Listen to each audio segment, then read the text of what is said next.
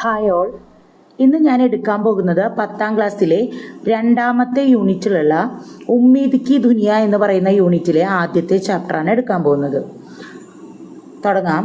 ഇക്കായി ദോ ഉമ്മീദ് കി ദുനിയ. ഉമ്മീദ് കി ദുനിയ എന്ന് വെച്ചാൽ പ്രതീക്ഷയുടെ ലോകം എന്നാണ് അർത്ഥം. പ്രതീക്ഷയുടെ ലോകം.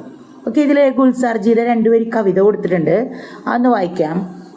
സപ്നാരെ സപ്ന ഹേ കോയി അപ്ന അഖിയോമേം ആ ഭർ ജായേന. അതായത് സ്വപ്നമേ, അല്ലയോ സ്വപ്നമേ, സ്വന്തമായ ആരെങ്കിലും ഉണ്ടോ, നീ കണ്ണുകളിൽ വന്നു നിറയൂ. സ്വപ്നത്തിനോട് ചോദിക്കുകയാണ്, സ്വന്തമായിട്ട് ആരെങ്കിലും ഉണ്ടോ കണ്ണുകളിൽ വന്ന് നിറയാനായിട്ട് എന്നാണ് ചോദിക്കുന്നത് കേട്ടോ. ഓക്കെ, അടുത്തത് നമുക്ക് നോക്കാം. നമ്മുടെ ചാപ്റ്റർ, അതായത് ആദ്യത്തെ ചാപ്റ്റർ എന്ന് പറയുന്നത് കവിതയാണ്. അതിൻ്റെ പേര് മേരി ദുനിയാ കെ തമാം ബച്ചെ, എൻ്റെ ലോകത്തിലെ മുഴുവൻ കുട്ടികൾ എന്നാണ് അതിൻ്റെ അർത്ഥം. എഴുതിയിരിക്കുന്നത് അദ്നാൻ കഫീൽ ദർവേഷ് എന്ന് പറഞ്ഞിട്ടുള്ള കവിയാണ്.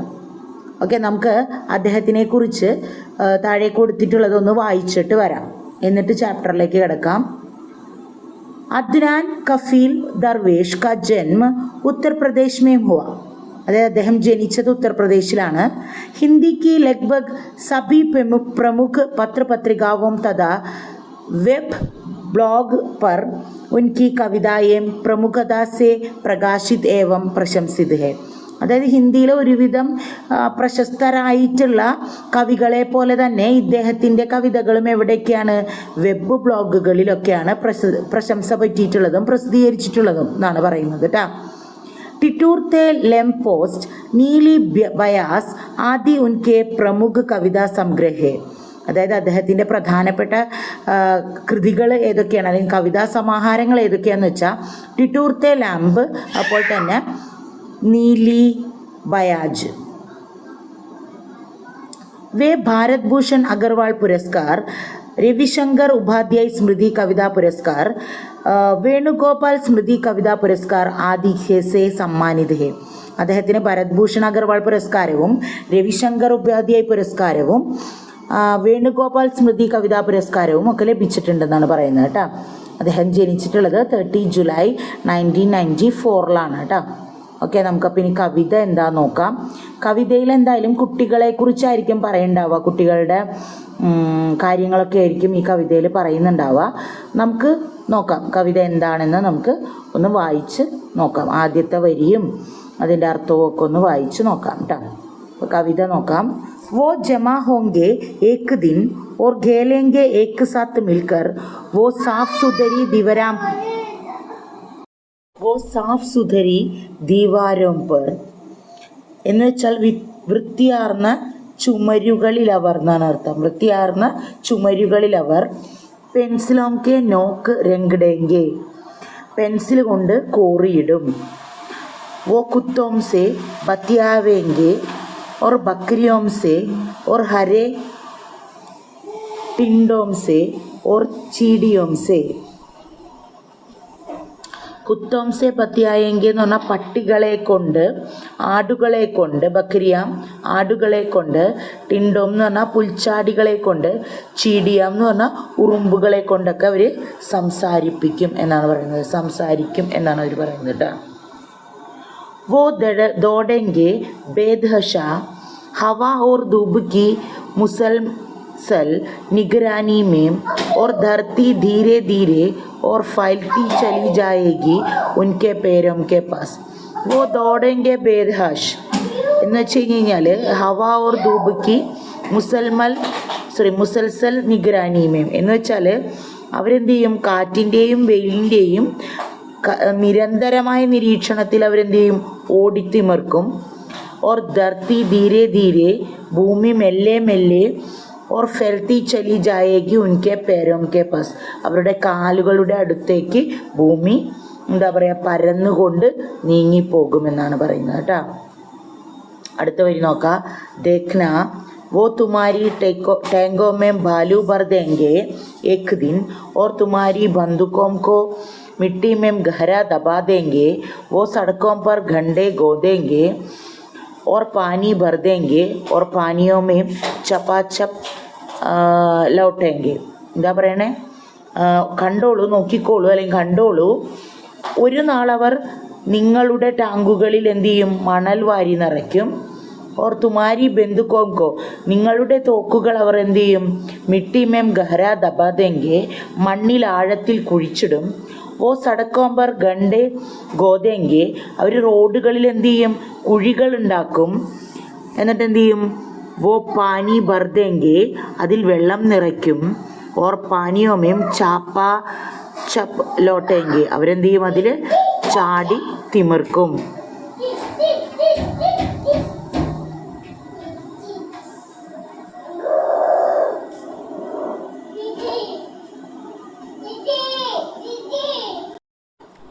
वो प्यार करेंगे एक दिन उन सबसे जिनसे तुमने उन्हें नफरत करना सिखाया है. അതായത് നഫ്രത്ത് എന്ന് പറഞ്ഞാൽ വെറുപ്പ് എന്നാണ് അർത്ഥം. അതായത് അവർ പറയണം, നിങ്ങൾ വെറുക്കാൻ ആരെയൊക്കെ പഠിപ്പിച്ചിട്ടുണ്ടോ അവരെയൊക്കെ ഒരു നാൾ അവരെന്ത് ചെയ്യും? സ്നേഹിച്ചുകൊള്ളും എന്നാണ് പറയണത്. നമ്മൾ ആരെയൊക്കെ വെറുക്കാൻ പഠിപ്പിച്ചോ അവരെയൊക്കെ അവർ സ്നേഹിച്ചുകൊള്ളും എന്നാണ് പറയുന്നത് കേട്ടോ. वो तुम्हारी दीवारों में छेद कर देंगे एक दिन और आर पार देखने की कोशिश करेंगे. वो सहसा चीखेंगे और कहेंगे, देखो उस पार भी मौसम तो हमारे यहाँ जैसा ही है. അതായത് വോ തുമാരി ദിവാരോമേ, അതായത് ഛേദ് കർ ദേങ്കെ ഏക് ദിൻ, ഒരു നാളവർ നിങ്ങളുടെ ചുമരുകളിൽ സുഷിരങ്ങൾ തീർക്കും. സുഷിരം കേട്ടാ, സുഷിരം എന്ന് പറഞ്ഞാൽ ഹോളുകൾ, ഓട്ടകൾ ഉണ്ടാക്കും എന്നാണ് ഈ പറയുന്നത് കേട്ടാ. ഒരു നാളവർ നിങ്ങളുടെ ചുമരുകളിൽ സുഷിരങ്ങൾ ഉണ്ടാക്കും. ഓർ ആർ പാർ ദേഖ്നേക്ക് കോശിഷ് കരേങ്കെ, ഇരുവശവും അവർ കാണാൻ ശ്രമിക്കും എന്നാണ് പറയുന്നത്. ഇരുവശവും അവർ കാണാൻ ശ്രമിക്കും.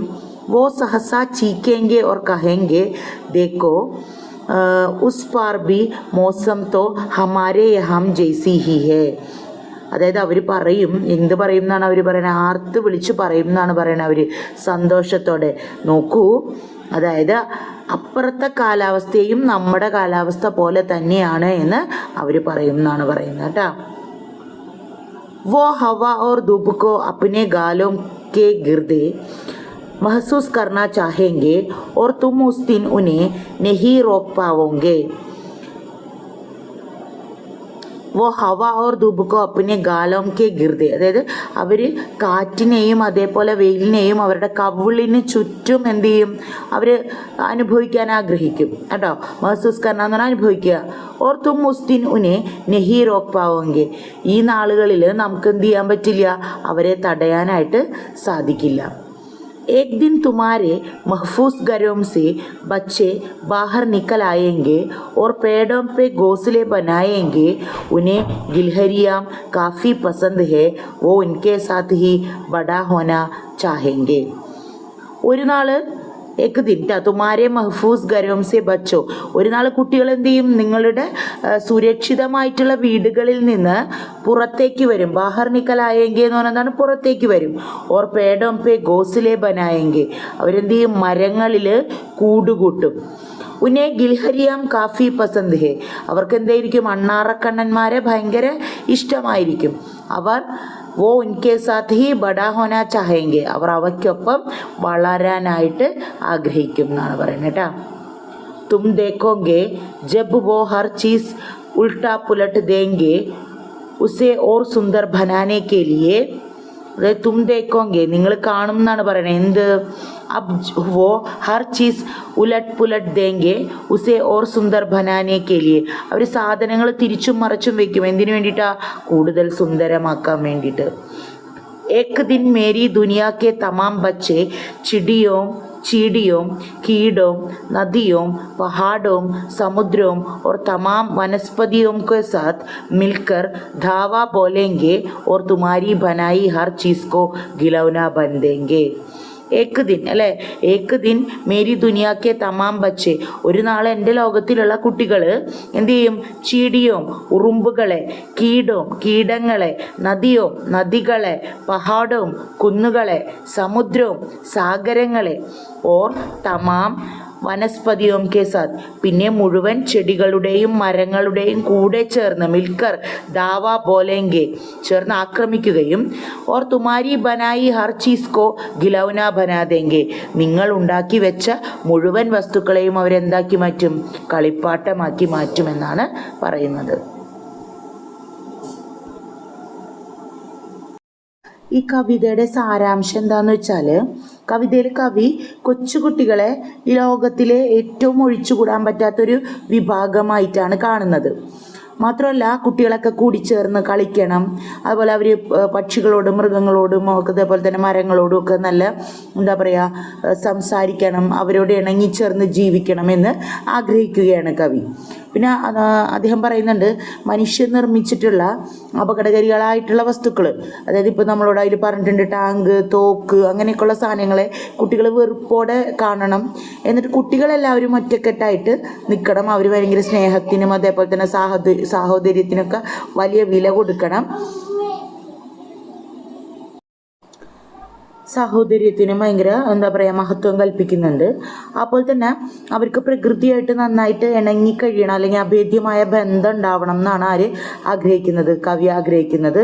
നല്ല സ്വാതന്ത്ര്യം ഉണ്ടാവണം, 4 ചുമരുകളുടെ ഉള്ളിൽ ഒതുങ്ങിയിരിക്കാൻ കുട്ടികൾ ആഗ്രഹിക്കുന്നില്ല. പകരം എന്താണ്, അവർ പ്രകൃതിയായിട്ട് ഇണങ്ങി കഴിയാനാണ് ആഗ്രഹിക്കുന്നത്. പിന്നെ ലോകത്തിലുള്ള എല്ലാ കുട്ടികളും ഒരുമിച്ച് ചേർന്ന് എന്താ പറയുക പ്രകൃതിയായി ഇണങ്ങി കഴിയും. അതേപോലെ മനുഷ്യരുണ്ടാക്കി വെച്ചിട്ടുള്ള എല്ലാ വസ്തുക്കളും എന്താ പറയുക അവർക്കെതിരെ നടപടികൾ സ്വീകരിക്കുക. അതായത് അവർക്ക് വേണ്ട, അതുമായിട്ട് അത് നമുക്ക് ആവശ്യമുള്ളതല്ല എന്നുള്ള രീതിയിൽ അവർ കാണിക്കും എന്നൊക്കെയാണ് ഈ കവിതയിൽ പറഞ്ഞിട്ടുള്ള എൻ്റെ മൊത്തമായിട്ടുള്ളൊരു സാരാംശം കേട്ടോ.